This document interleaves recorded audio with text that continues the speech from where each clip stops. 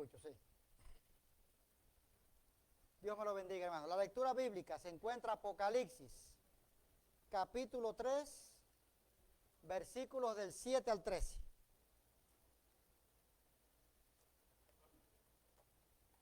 Apocalipsis, el último libro de la Biblia. Capítulo 3.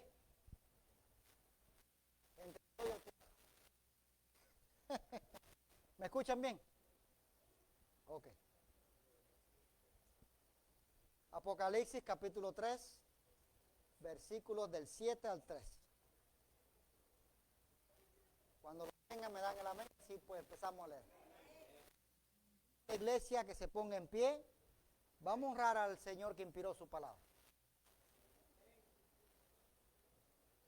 Los jóvenes, los niños, los más viejitos, los medio viejitos, todo el mundo.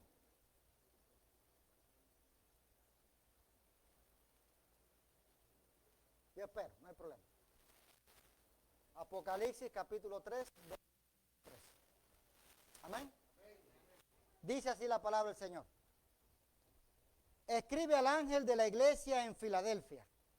Esto dice el santo, el verdadero, el que tiene la llave de David, el que abre y ninguno cierra, y cierra y ninguno abre.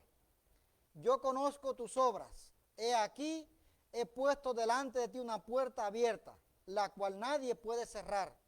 Porque aunque tienes poca fuerza, has guardado mi palabra y no has negado mi nombre. He aquí yo entrego de la sinagoga de Satanás a los que dicen ser judíos y no lo son, sino que mienten. He aquí yo haré que vengan y se postren a tus pies y reconozcan que yo te he amado. Por cuanto has guardado la palabra de mi paciencia, yo también te guardaré de la hora de la prueba que ha de venir sobre el mundo entero, para probar a los que moran sobre la tierra. He aquí yo pronto. Retén lo que tienes para que ninguno tome tu corona. Al que venciere, yo lo haré columna en el templo de mi Dios y nunca más saldrá de allí. Y escribiré sobre él el nombre de mi Dios y el nombre de la ciudad de mi Dios, la nueva Jerusalén, cual desciende del cielo de mi Dios y mi nombre nuevo. El que tenga oído, oiga lo que el Espíritu dice a las iglesias. Padre Santo, en el nombre de Jesús te damos gracias una vez más, Señor amado, por tu palabra. Te damos gracias por lo que tú quieres hablar a tu iglesia en el día de hoy, Señor. Te pedimos, Padre, que tú abras nuestro entendimiento, Señor, para entender tu mensaje en esta tarde. Te pido sabiduría tanto para mí, para darla, como para el que va a escuchar, necesita recibirla también, Señor. En el nombre de Cristo Jesús. Amén. Pueden sentarse, hermano. A veces me preguntan si sé de alguna iglesia que no tenga problemas. Y yo le respondo a esa gente que me ha preguntado que si lo supiera, no se lo iba a decir tampoco. ¿Por qué? Porque si van allí, la van a echar a perder. Y el caso con esto es que no existen las iglesias perfectas. Las iglesias luchan porque todas están constituidas por personas que son imperfectas, personas que son pecadores, personas que tienen problemas, tienen dificultades y enfrentan sus propias luchas. La iglesia, escuche esto, hermano, no es un lugar para personas que no tienen debilidades. La iglesia es para personas que están conscientes de sus debilidades y desean que la fuerza y la gracia de Dios llene la vida de cada uno de ellos, les fortalezca y les ayude a seguir adelante. La iglesia sería muchas veces como ese hospital para los que saben que están enfermos y necesitados. Como todas las iglesias, la iglesia de Filadelfia aquí en el capítulo 3 tenía también sus imperfecciones. Sin embargo, el Señor de la iglesia la elogia por dos características que me llamaron mucho la atención: por ser fieles y leales. Ellos y la congregación de Esmirna, cuando hablamos de esta iglesia muchos domingos atrás, fueron las únicas dos iglesias de las 7 que nunca recibieron una reprensión ni un reproche por parte del Señor. Pero a pesar de sus luchas, los cristianos de Filadelfia, de esta iglesia, fueron fieles, fueron obedientes, siguieron sirviendo y siguieron adorando al Señor. Y ellos son como un modelo que nosotros podemos imitar.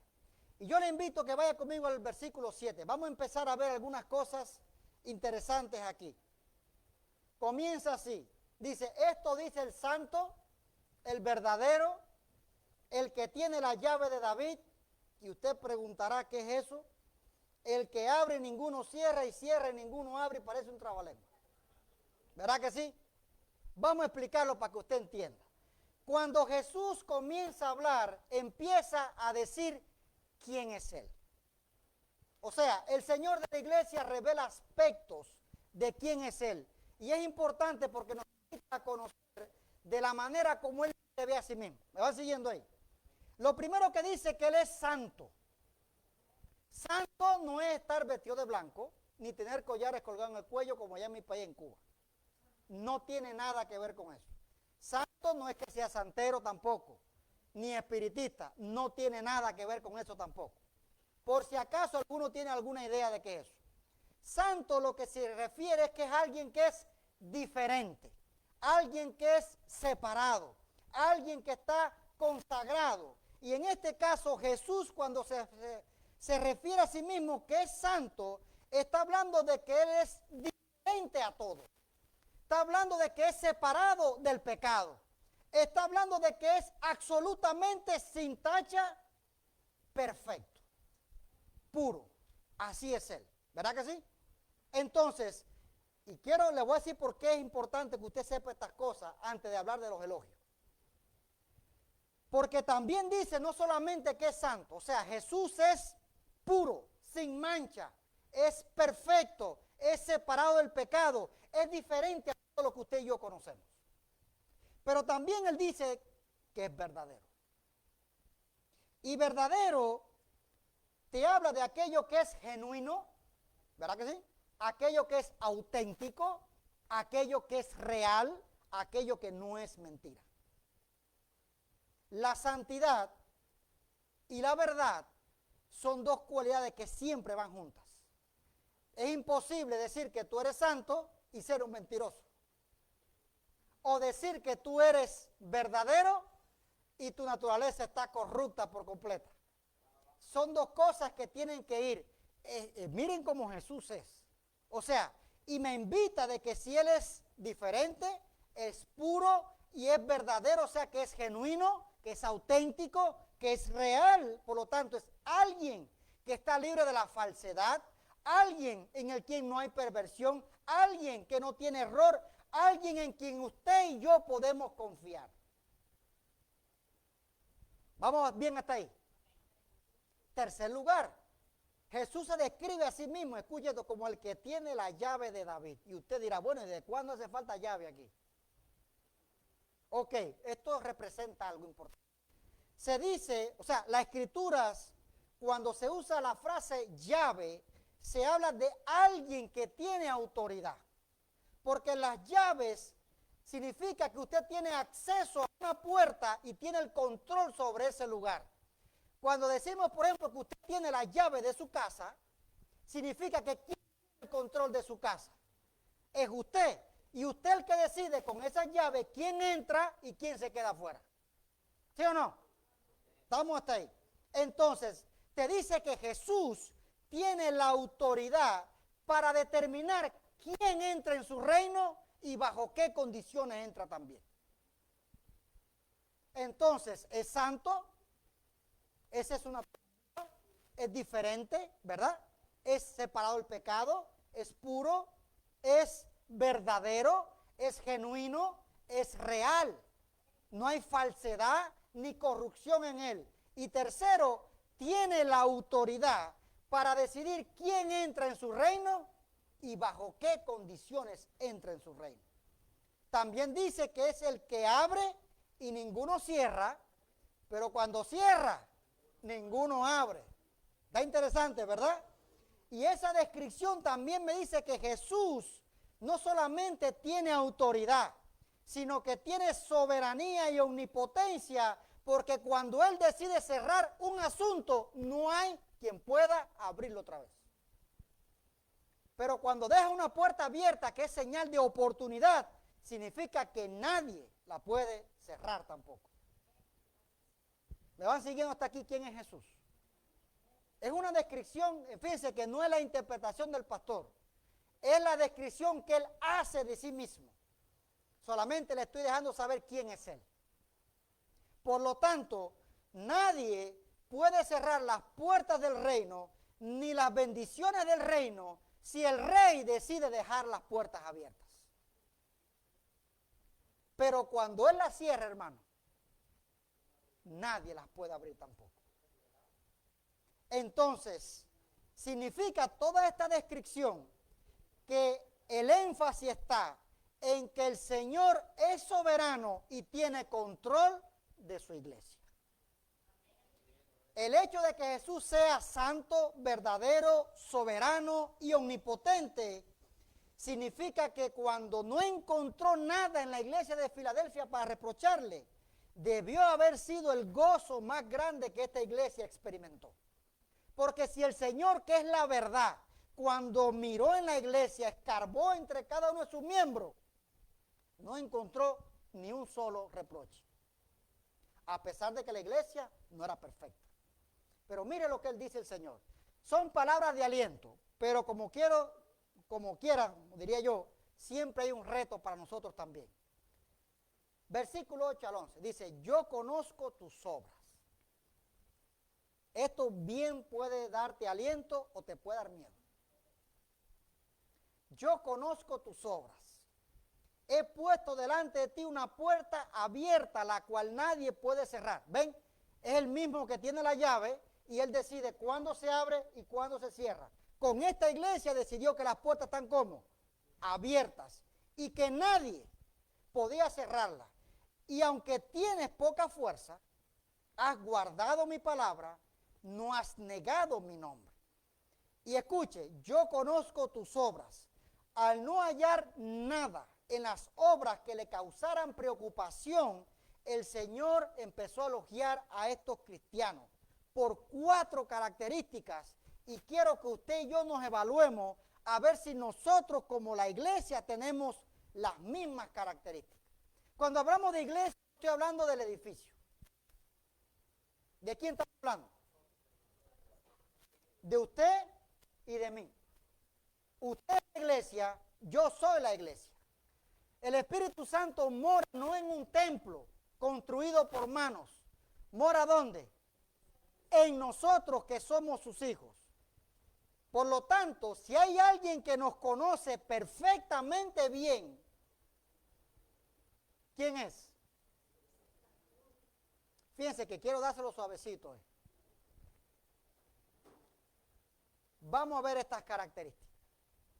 El Señor dice, conozco tus obras. Yo conozco, como dijo el rey David en el Salmo 139. Es más, que vamos allá un momentico. Salmo 139. Y volvemos de nuevo otra vez. No crea que se va a ir de Apocalipsis.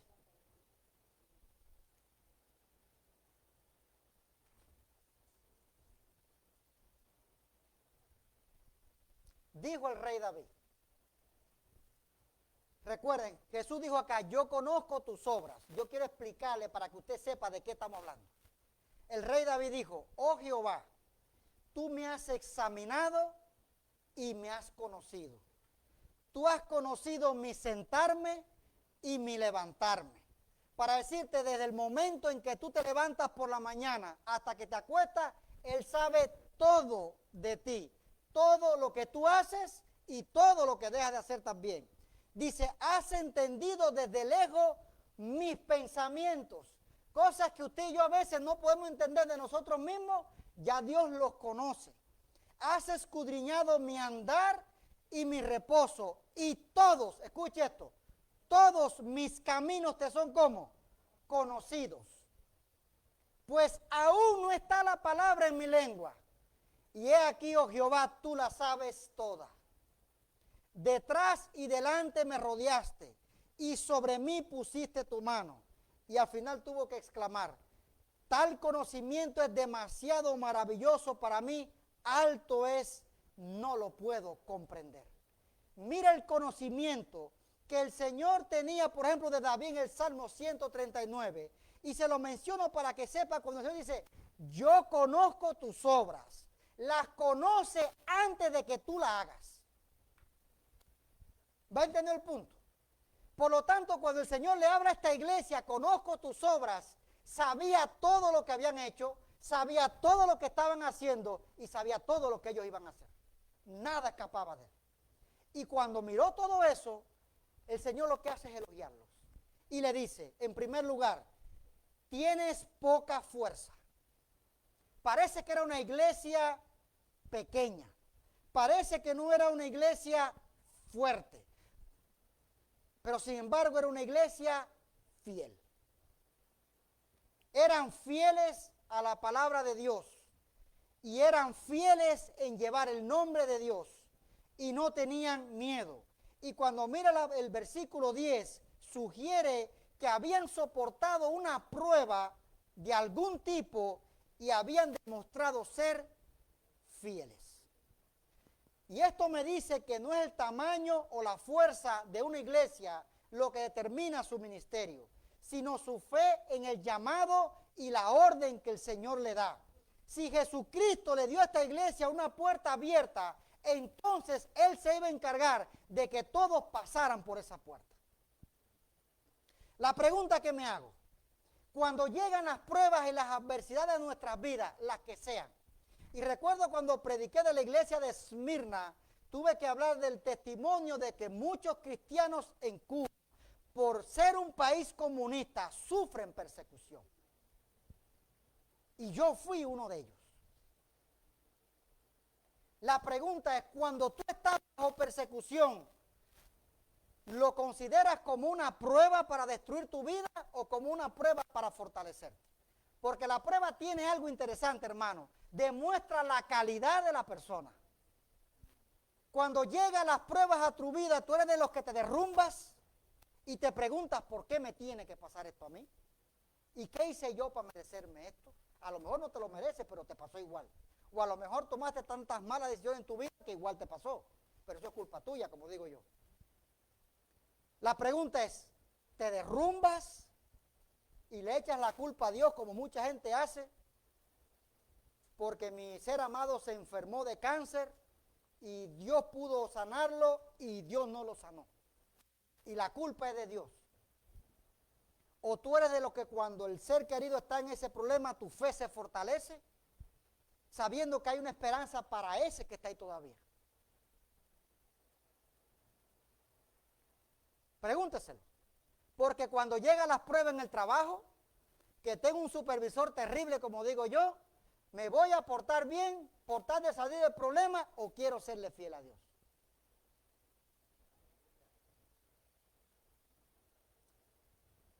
Porque el punto está en que esta iglesia, cuando Dios la miró, eran fieles, habían sido perseguidos. Mire, hermano, ser cristiano en el siglo I, porque el cristianismo que tenemos en Estados Unidos es bien fácil. Aquí no persiguen a nadie ni por ser cristiano, ni por ser budista, ni por ser del Islam, ni por ser masón, ni por ser brujo, ni por ser nada. Usted puede ser en este país lo que le dé la gana, ¿verdad que sí? ¿Verdad que sí? Entonces, ser cristiano aquí es fácil. Usted viene el domingo a la iglesia, hace lo que tiene que hacer como cristiano y se va a vivir su vida afuera como le dé la gana también. Y al final a nadie le importa. Déjeme decirle, el Señor de la iglesia sí le importa. A Él sí le importa. Y entonces la fidelidad se prueba hermano, se prueba en las dificultades. Se prueba cuando las cosas no están bien. Cuando Dios te dice que tienes que serle fiel y decir siempre la verdad. Y tú cuando dices la verdad te metes en problemas. ¿Me va entendiendo el punto? Ser fiel te va a costar algo, hermano. Ser fiel significa que tienes que sacrificar algo por amor a Dios. Entonces, esta iglesia en el siglo I, si usted era cristiano, escuche, usted cuando el momento que era cristiano, usted tenía un sello en la frente donde usted tenía el símbolo de muerte, para que usted sepa. Porque el imperio romano te iba a perseguir, porque la sociedad te iba a perseguir, porque los valores, los principios del reino de Dios iban en contra de la cultura y del imperio y todo en aquel momento. Como la iglesia pasada que vimos, la iglesia, ¿se acuerdan de Sardis? Como digo, la autopsia de una iglesia muerta. ¿Por qué? Porque esa iglesia se adaptó a la cultura, se adaptó al imperio, se adaptó a la sociedad. Por supuesto, no hay persecución. Y espiritualmente eran cadáveres sin vida dentro de un edificio. Espiritualmente hablando, por supuesto. Entonces, Jesús los elogia, no tienen fuerza. Ustedes son poquitos, son débiles quizás porque los han perseguido, que incluso de ustedes pueden que hayan matado a algunos, puede que algunos estén en la cárcel, pero con todo y eso han sido fieles a mi nombre. Este detalle me lo iba a dar al final, pero se lo voy a decir ahora. La iglesia de Esmirna y la iglesia de Filadelfia son las únicas dos iglesias de todas las 7 Apocalipsis que hoy existen. Y usted se pregunta, ¿será casualidad? ¿Cómo es posible que una iglesia que se le escribió una carta hace 2000 años todavía hoy exista? Y si usted estudia la historia de esta iglesia, fueron perseguidos, fueron masacrados en el siglo XIV cuando el imperio otomano, que eran los turcos, conquistaron toda esta área, acabaron casi con todos los cristianos. Pero por haber sido fieles, todavía hoy en esta ciudad que existe, hay cristianos, hermano. ¿Será casualidad de que ser fiel al Señor eso no tiene nada que ver en la vida? ¿Por qué una iglesia de 2000 años todavía existe? ¿Y por qué las otras no existen? Póngase a pensar. Significa que la fidelidad al Señor tiene una recompensa también. En segundo lugar, los creyentes fueron alabados o caracterizados por ser obedientes. ¿Cómo lo se dice? Que guardaban la palabra de Cristo. Vuelvo y repito, guardar, como dije el domingo pasado, no es coger la Biblia y ponerla debajo de la almohada. Porque debajo de la almohada yo sueño bonito por las noches, no tengo pesadillas. Guardarla no es de que puse los espejuelos como le pasó a la hermanita que los puso aquí. ¿Y dónde están mis espejuelos? Por cierto, que no veo nada. Oye, se me perdieron los espejuelos. Fue a los oftalmólogos, sacó un par de espejuelos nuevos, se engancha sus espejuelos, va al domingo a la iglesia y cuando abre la Biblia dice, mira dónde están los espejuelos.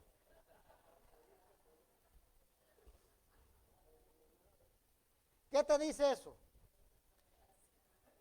Que lee la Biblia los domingos y que ahí guarda los espejuelos. Eso, hermano, usted se ríe.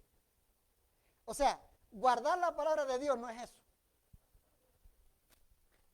Ya se le quitó el sueño, hermano.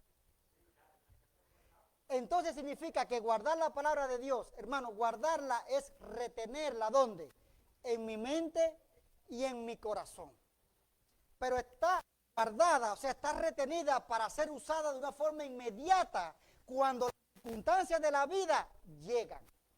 Jesús le dijo, ¿con qué compararé a esta generación? O sea, ¿con qué compararé a un hombre sabio y prudente? Dice, el hombre sabio es aquel que construye su casa, ¿dónde?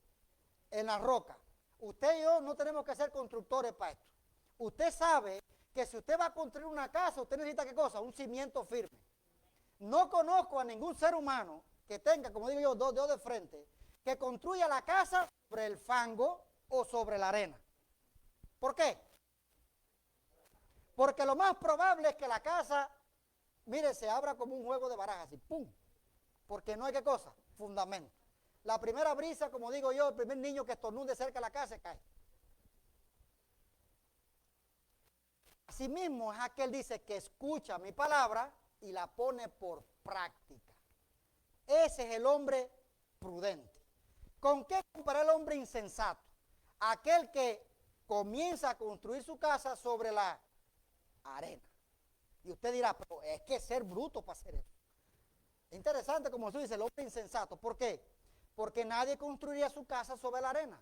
Sin embargo, en la parte espiritual, nosotros los creyentes a veces somos como ese tipo de personas. Porque escuchamos la palabra, sabemos la verdad, pero vivimos como nos dé la gana.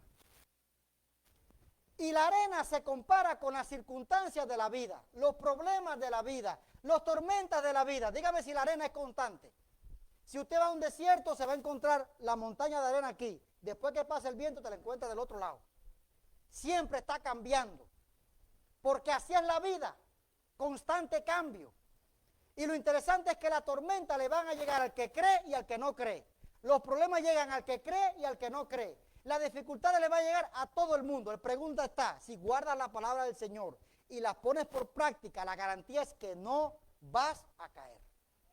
Y parece que esta iglesia guardó la palabra de esa manera, que a pesar de las persecuciones, en el 2022, 24, estamos me atrasé 2 años,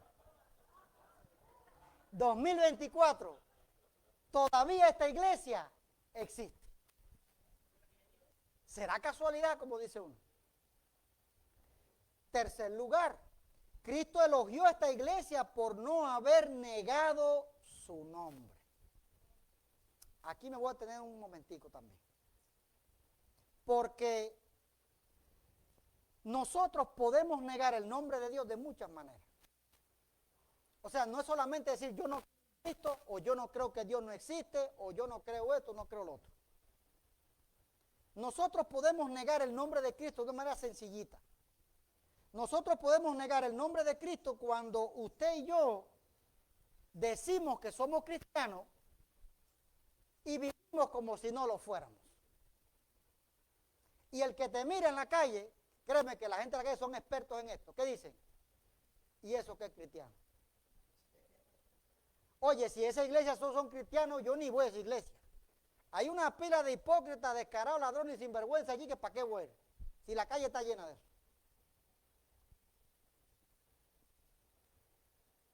Cuando llegan las pruebas en la vida, podemos negar el nombre de Dios diciendo que Dios es suficiente, pero busco la solución donde quiera menos en Dios. Yo soy de los que me paso diciendo, no, que Dios sana, pero cuando se enferma en mi familia, corro para el médico y me olvido que Dios existe. Podemos negar el nombre de Dios de muchas maneras, hermano. Y es interesante esto, porque hay un mandamiento, que si usted se lee Éxodo capítulo 20, dice, no tomarás el nombre de Jehová tu Dios en vano, porque Dios no tendrá por inocente al que tome su nombre en vano. Lo interesante de ese mandamiento es que se aplica tanto a incrédulo como a creyente. Porque Dios con su nombre no juega. ¿Saben por qué? Porque el nombre de Dios representa quién es Él. Y cuando nosotros como cristianos, es más, Dios dijo de Israel, por culpa de ustedes, mi nombre es profanado todo el día entre las naciones. Y esta iglesia de Filadelfia, a pesar de las presiones, a pesar de las persecuciones, a pesar de los problemas, nunca negó el nombre de Dios. Dígame si me van siguiendo. Hoy lo siento como que el sueño les está ganando.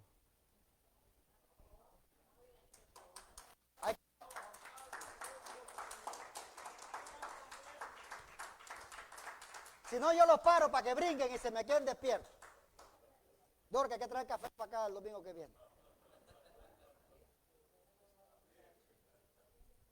Entonces, los elogió por una iglesia que aunque tenía poca fuerza, era una iglesia que era fiel. Los elogió porque guardaban la palabra de Cristo, o sea, la ponían en práctica.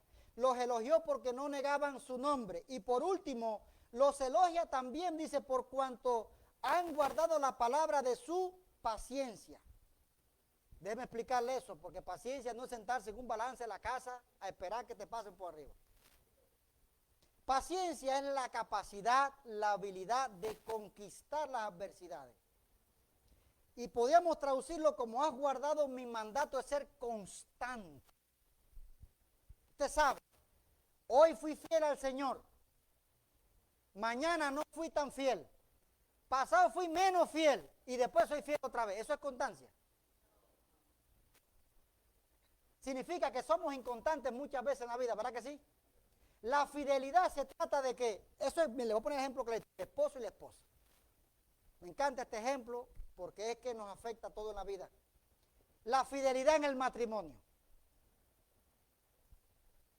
Cuando, bueno, no sé ahora, pero en el tiempo de antes, cuando usted venía al altar, usted juraba ser fiel en la salud. Venga, usted se lo sabe, venga. y en la enfermedad. O ese, tú sabes, mi esposa, mira aquí. Te voy a hacer fiel en la salud. Cuando estés enferma, mija, yo no sé qué tú te vas a hacer. Pero los chavos no me alcanzan para pagar los seguros tuyos. Así que si te enfermas, resuelve como pueda. Eso es fidelidad. Es fiel en la salud y en la enfermedad. En la riqueza, ahí quien no es fiel, hermano.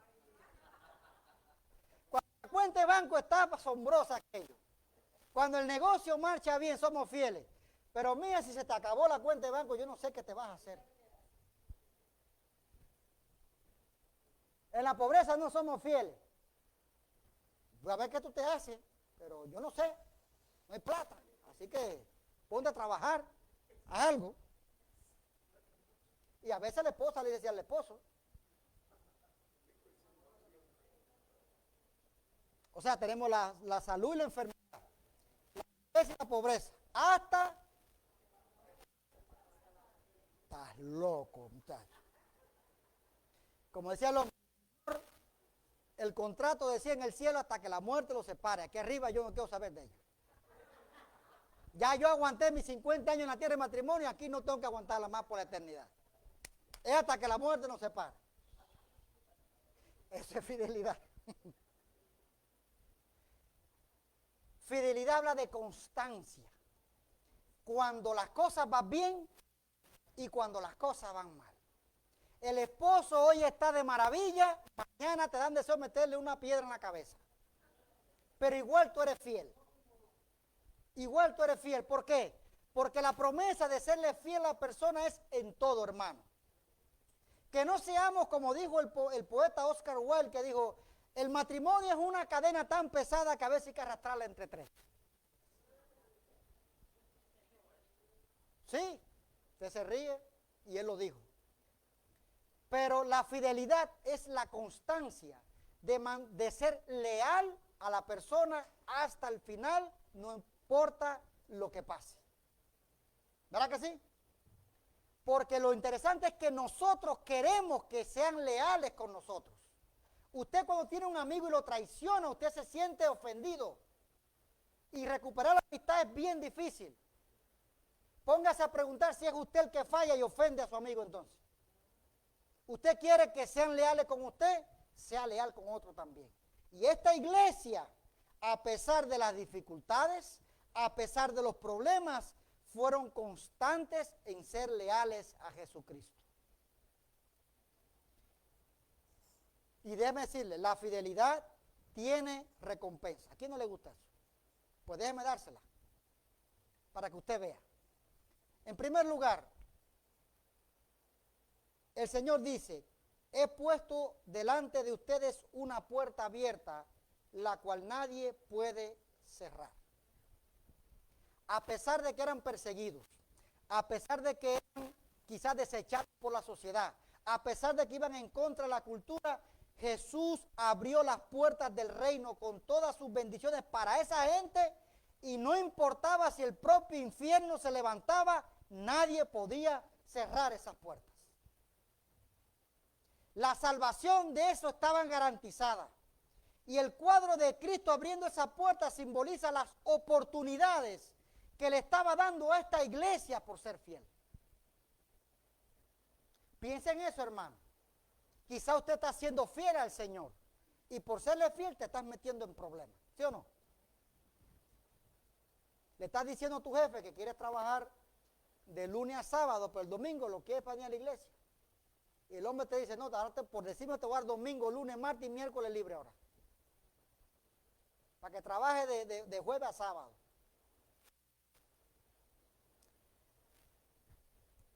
Y esto es algo interesante, usted se ríe. Si usted es fiel, miren la característica de nuestro Señor. Dice, aunque nosotros seamos infieles, Él siempre permanece como fiel. Cuando Dios te hace una promesa, Él la lleva hasta el mismo final.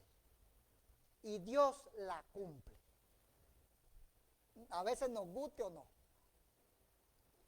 Si tú le eres fiel al Señor, es más que Jesús, miren esta palabra de Jesús está interesante. Jesús le dije a sus discípulos en el Sermón del Monte capítulo 5, Bienaventurados cuando digan toda clase de males ustedes, los persigan, los vituperen, le hagan de todo. Y digan de todo mintiendo. Mintiendo. O sea que si usted es uno de los que habla un poco de cosas que no debe decir y te pasan las cosas, bueno, esa es tu culpa. Pero si tú por ser fiel al Señor, dice, eres perseguido, vituperado y dicen toda clase de mal de ti, mintiendo, escuche lo que Jesús dijo, bienaventurado eres. Digo, wow, Señor. ¿Sabe lo que significa bienaventurado? Bendecido, dichoso, feliz. Y usted se pregunta, ¿y qué felicidad experimento yo cuando me están diciendo todo tipo de calumnia? ¿Qué felicidad yo experimento cuando quiero serle fiel al Señor y las cosas no me van bien? Ninguna, ¿verdad? ¿Cómo usted se siente? Como que te han deseado tirar la toalla. Digo, Señor, nos vemos el domingo en la iglesia, pero el lunes me voy para mi vida. Y el domingo nos volvemos a ver otra vez. El domingo te garantizo que te soy fiel allí, no fallo allí en la iglesia. Pero el lunes a sábado ni te metas conmigo. Que la cosa está mal en la calle y tengo que ver cómo yo resuelvo el problema. Y ese es el punto, hermano. Porque muchos piensan, y si no lo piensan, a veces actúan de esta manera. Y el punto está en que si tú eres fiel al Señor y el dinero está corto en la casa porque por serle fiel, ahora te dieron 4 días libres a la semana. Yo no sé, hermano, pero no sé si usted lo ha experimentado, pero Dios de alguna manera te va a ayudar a soportar y a pasar por todos esos problemas. Y le pongo un ejemplo clarito en mi propia vida. En Cuba yo me pasé 3 años sin trabajo. 3 años.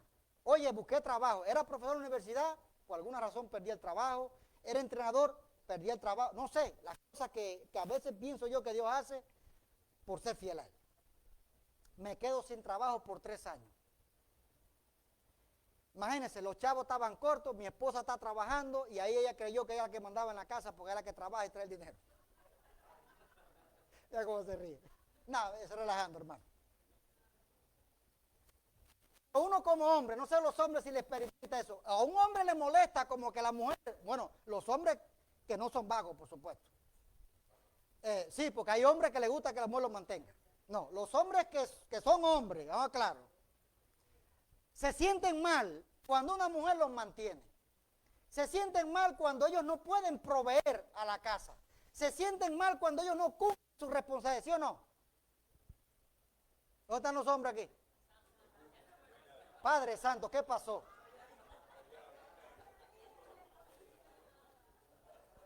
Sin comentarios. Bueno, voy a hablar de mí entonces.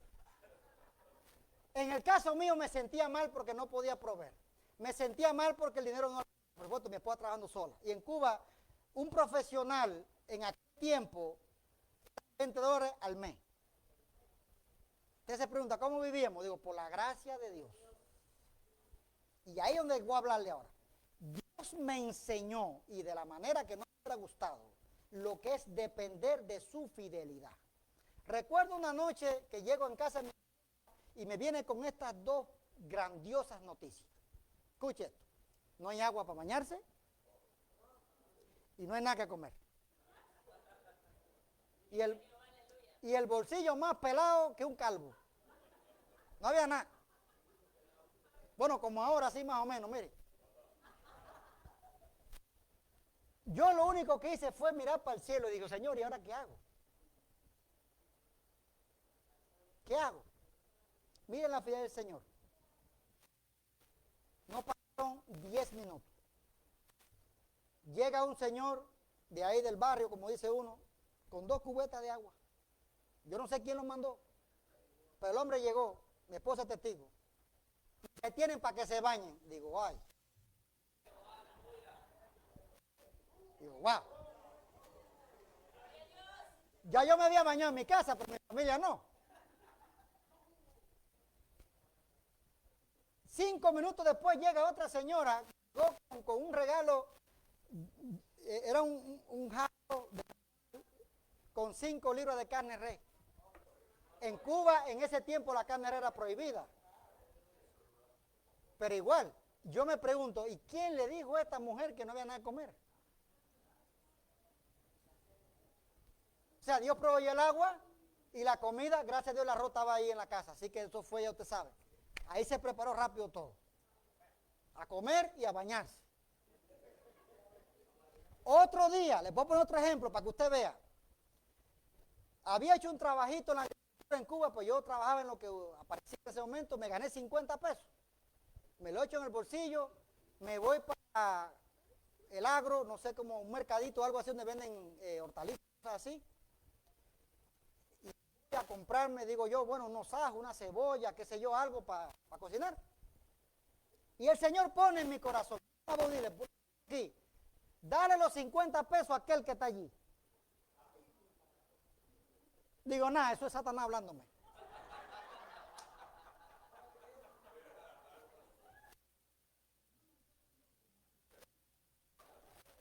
El Señor siguió. Si no son los 50 pesos que me quedan, no se los voy a dar. Ok. Para allá, pero con una cara, usted sabe. Mira, aquí te da el Señor. Digo, ay, hijo de tu mamá. Se lo di de mala gana, obediente, pero de mala gana. Me voy para la casa y digo, ahora, ¿qué le digo a mi esposa si le digo 50 pesos? No pasaron 2 cuadras.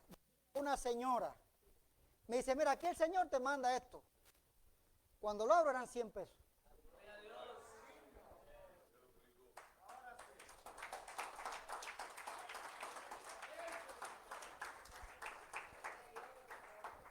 Y le podía decir cosa en ese tiempo. O sea, Dios me enseñó cómo Él es fiel. Dios me enseñó que si soy fiel al Señor, Él se va a hacer cargo de lo demás. Por eso es que Jesús dice, no se afanen por lo que van a comer, por lo que van a beber, y no es alcohol, es agua, y por lo que se van a vestir. Porque los gentiles buscan todas estas cosas. Pero su Padre en los cielos sabe que tienen necesidad de estas cosas. Por tanto, busquen el reino de Dios primero y la añadidura Él se la va a dar. ¿Qué hacemos nosotros primero? Somos expertos en las añadiduras. Cuando queda tiempo, buscar el reino de Dios. El Señor me lo enseñó y lo aprendí de la manera así, hermano. O sea, tú eres fiel al Señor en todas las cosas, Dios va a ser fiel en todas las cosas. Dios nunca prometió darnos lo que queremos, prometió darnos lo que necesitamos. Se lo voy a repetir por si acaso usted se le olvida después cuando va de camino por ahí. Para que no diga que el pastor dijo que Dios me tiene que dar todo lo que yo quiera. No. Dios promete darnos todo lo que necesitamos, no todo lo que queremos. Ni usted como padre le da al hijo todo lo que quiere. ¿Le da qué cosa? Lo que usted como padre sabe qué cosa, que su hijo necesita. Por eso aprendemos qué cosa, la fidelidad. Y esta iglesia, por ser fiel al Señor, Dios se encargó de proveerle todo lo que ellos necesitan. Es más, que se lo hizo como promesa. Puso delante de ellos una puerta abierta, la cual nadie puede cerrar. Y la segunda promesa, miren, una iglesia perseguida, escuche, versículo 9. He aquí yo entrego de la sinagoga de Satanás a los que dicen ser judíos y no lo son, sino que mienten. He aquí yo haré que vengan y se postren a tus pies y reconozcan que yo te he amado. Significa que cuando tú eres fiel al Señor, el Señor va a pelear tus batallas por ti. Y en algún punto tus enemigos van a reconocer, si tú eres fiel, que hay un Dios que pelea por ti. Y aquí me viene este ejemplo. Israel va a cruzar el Mar Rojo. Llegaron a la orilla. Delante tienen un mar inmenso. Tienen 2 montañas. Usted debe un día mostrar el mapa para que vea aquello. 2 montañas.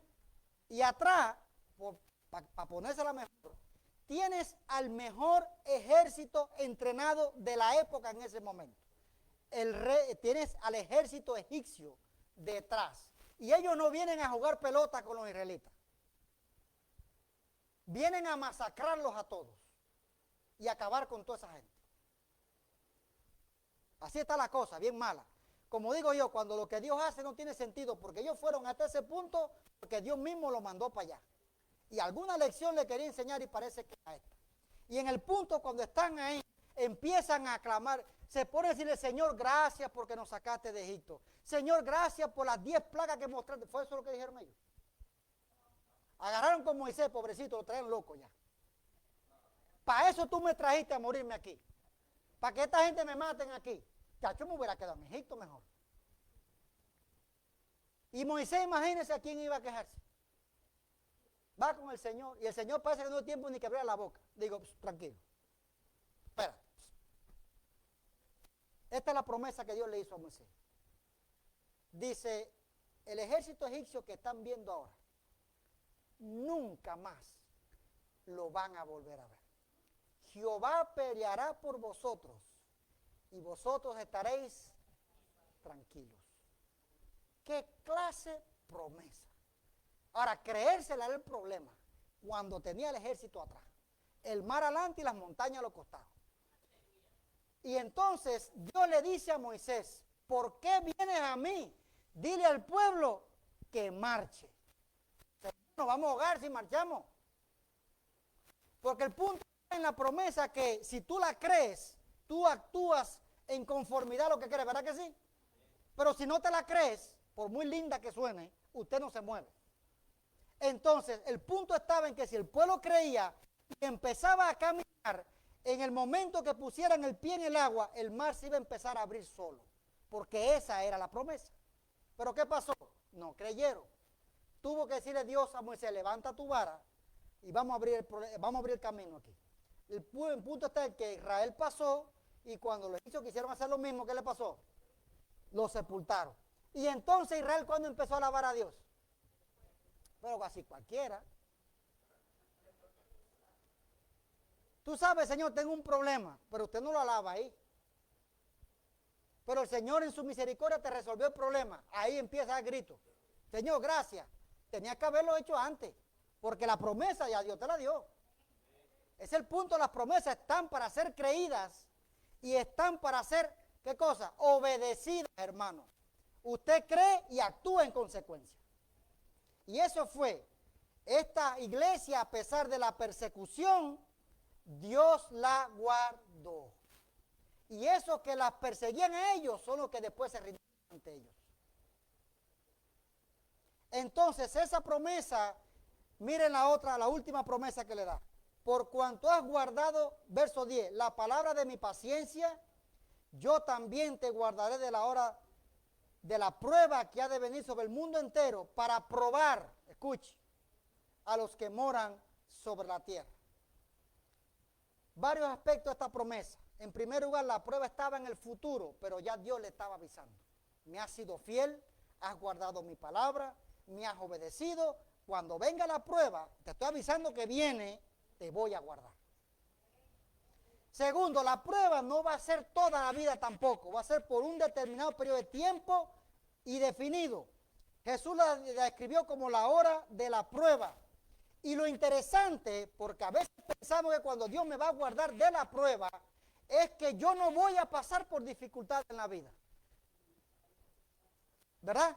Usted piensa que por ser cristiano, usted va a andar en el aire levitando, las calles de oro abajo, el mar de cristal, como dice mi hermano Rosario, y no va a haber problema.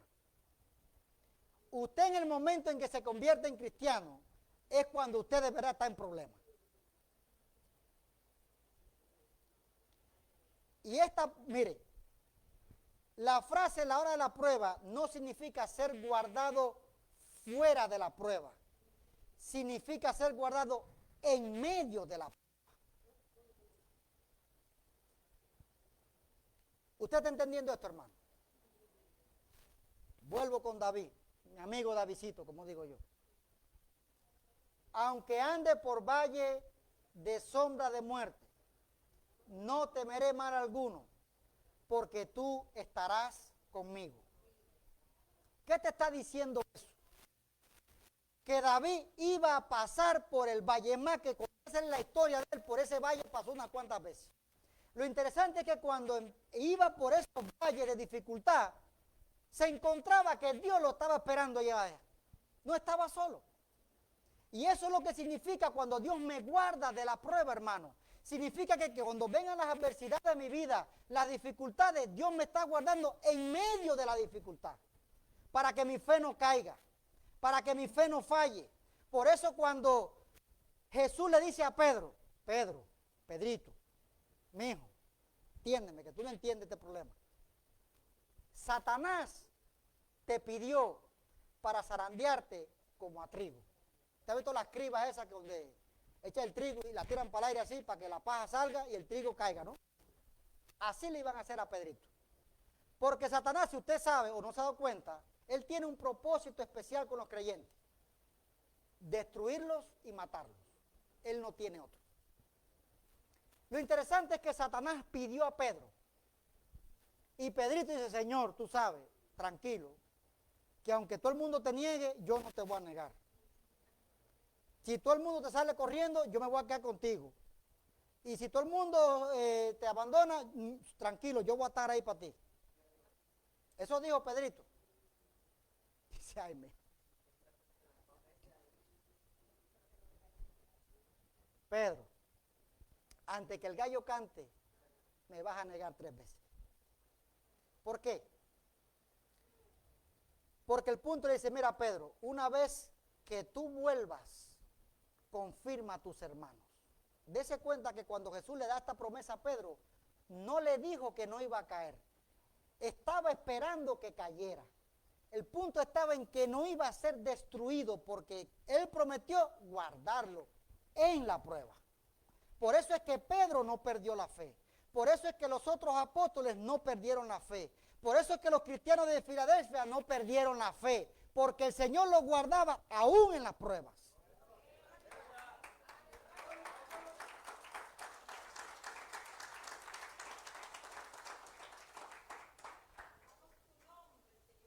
Y la prueba tiene una cualidad especial, hermano. La prueba tiene la cualidad de probar y mostrar el carácter de la persona. Si usted dice que usted es perdonador, de que Dios es perdonador, cuando alguien te ofende y hay rencor en tu corazón, la prueba mostró el tipo de persona que tú eres. Eso es por mostrarte un ejemplo. Porque la prueba tiene la capacidad de mostrar la calidad de quien yo soy. Usted quiere saber quién es usted, como le digo yo a los novios, como le digo yo a la hija mía, ¿dónde está? Está por ahí atrás. Ella tiene su novio, buen muchacho. No, en serio, buen muchacho. Muy apuesto, muy consagrado, muy cristiano. Y yo doy gracias a Dios por la vida de él. Pero yo le digo a mi hija, ustedes son novios, conócelo cuando nadie lo está mirando. Conócelo cuando el tipo está molesto, cómo reacciona. Conócelo cuando está bajo presión, qué es lo que hace. Conócelo cuando en el trabajo llega con la cara hinchada, como digo yo, porque el supervisor le habló mal. Conócelo ahí. Digo, porque ese es el tipo de persona que vas a conocer el resto de tu vida cuando te cases con él. Bueno, Ivonne ya sabe, mira. Abraham ya sabe también. Conócelo ahí, ya tú sabes. Ese es el punto, hermano. ¿Eso hace qué cosa? Las pruebas revelan el carácter de la persona. Por eso es que Jesús dice, retén lo que tienes para que ninguno tome tu corona. ¿En qué sentido? Los que perseveren hasta el final, eso muestra qué cosa, que son auténticos. Y el punto de retén lo que tienes porque ninguno tome tu corona, es como la idea de un atleta que está corriendo a tu lado, pero quiere robarte el premio. Quiere robarte el premio. Por lo tanto, retenerlo en una cultura como la que vivimos hoy no va a ser fácil. Pero hay recompensas también. Por eso es que 1 de Juan 2:19, los que abandonan la fe muestra que nunca fueron realmente parte de la iglesia. Juan escribió, salieron de nosotros, pero no eran de nosotros. Porque si hubieran permanecido con nosotros, habrían estado. Pero salieron para que se manifestase que no todos son, ¿qué cosa? de nosotros. Por lo tanto, la promesa de Cristo al que fielmente persevera es que ninguno tome tu corona. ¿Estás ganando la carrera? Ahí es cuando más atento tienes que estar hasta llegar al final con éxito. Por eso Jesús dice, al que venciere, yo lo haré columna en el templo de mi Dios y nunca más saldrá de allí. Y escribiré sobre él el nombre de mi Dios y el nombre de la ciudad de mi Dios, la nueva Jerusalén, la cual desciende del cielo, de mi Dios y mi nombre nuevo. El que tiene oído, me encanta cuando dice esa frase. Porque tenemos oído, pues no escuchamos lo que estamos hablando, lo que se está diciendo. Y aquí al que venza, se me fue un gallito ahí. Esto es bueno para que se despierte. Al que venza, lo haré columna en el templo de mi Dios. Y usted dirá, ¿y de cuándo yo me voy a convertir en una barra? Las columnas significan estabilidad, significan permanencia, significa inmovilidad. Las columnas representan honra. Después que usted entre al reino de Dios, lo que está diciendo es que de ahí no te saca nadie. No te saca nadie. Usted va a ser una columna ahí, o sea, usted va a permanecer, va a ser estable, no hay quien te saque de ese lugar. Y es una morada eterna de que tú jamás vas a salir de ese lugar. Dígame si usted quiere salir de ahí. Y la segunda promesa al que vence es que escribirá sobre él el nombre de su Dios. Y esto refleja propiedad, significando que los cristianos pertenecemos a Dios. Y por último, promete un nombre nuevo. La capacidad de dar un nombre nuevo representa un ejercicio de autoridad y reivindica la propiedad. Por lo tanto, recibiremos el nombre de Dios como su posesión, la Jerusalén como nuestra ciudadanía y el nombre nuevo del Señor para decir que tenemos una relación especial con Él. Hasta ahora no he hecho ningún reproche, ¿verdad? No, no hay ninguno hoy, tranquilo. Termino con esto. Mire, me pasé de tiempo muchísimo. Se han reído bastante hoy. A culpa de ustedes. La exhortación es, el que tiene oído, oiga. Bueno, ¿y por qué tengo oído y no escucho? Porque habla de prestar atención a lo que el Espíritu dice a las iglesias. O sea, tenemos que prestar atención a todas estas verdades, porque las 7 iglesias representan los tipos de iglesias que han existido a través de la historia. Y la iglesia de Union City no es la excepción tampoco. La carta a esta iglesia fiel revela que Dios santo, verdadero, soberano, omnipotente, derrama sus bendiciones sobre las iglesias y los creyentes que le son fieles a Él. Y las va a bendecir con puertas abiertas, con bendiciones del reino, con liberación en el tiempo de prueba. Finalmente, a todos esos que perseveren hasta el final, tendrán su entrada al reino celestial, donde va a estar ahí y nunca más van a salir. Y esta iglesia nos recuerda que Dios prefiere, escuche, y ya esto termino, las iglesias fieles a las grandes que no lo son. No se sienta mal cuando usted vaya a una iglesia y se encuentre 20 nada más. No se sienta mal cuando usted vaya a una iglesia y se encuentre 2. Se sienta mal. Mejor de aquí salen pastores y un día van a una iglesia donde se encuentran 2.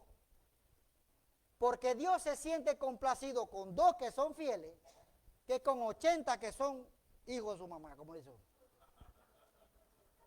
Infieles. ¿Verdad que sí? Dios se complace en la fidelidad. Entonces, no importa que aquí seamos hoy, somos los que estamos, como digo yo, hay veces que hay más, hay veces que hay menos, pero yo no miro el número. Estoy mirando al Señor de la iglesia que está mirando los que son fieles a Él. Entonces, Dios sí le importa los cristianos fieles. Y a esos cristianos fieles los va a recompensar. te dice que muchos de nosotros quizás podemos sentirnos insignificantes y quizás nuestra iglesia pueda parecer pequeña y sin importancia. Pero cuando permanecemos centrados en Cristo y vivimos para Él, Dios nos honra tanto a nosotros como a su iglesia. No debemos permitir que el mundo determine lo que se conoce como el éxito. Usted va a una mega iglesia donde hay 5,000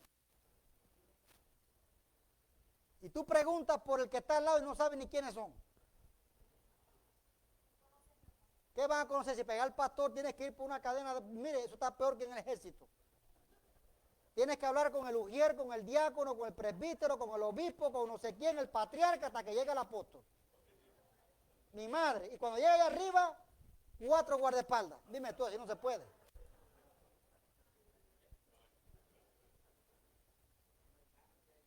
Exacto. Sin embargo, tenemos acceso a Cristo ¿cómo? Siempre.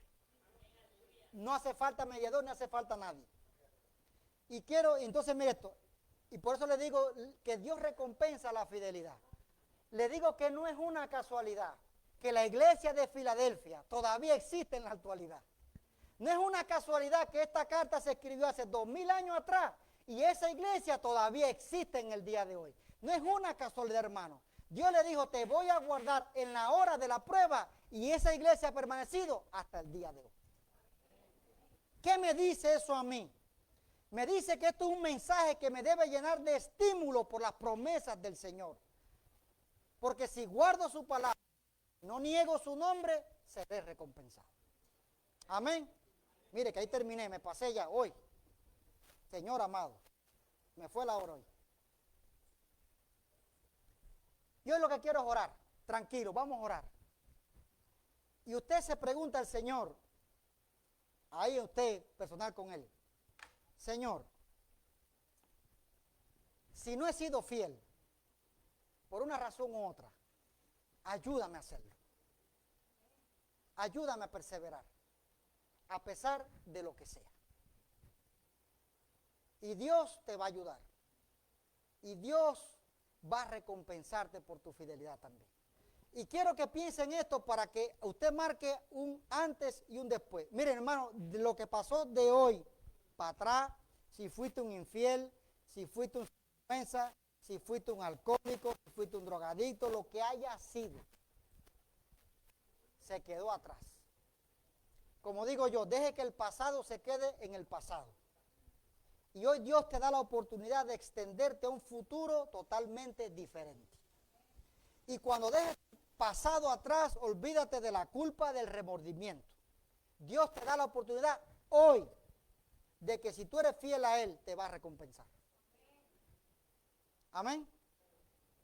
Entonces, yo voy a orar y usted tenga su con el Señor.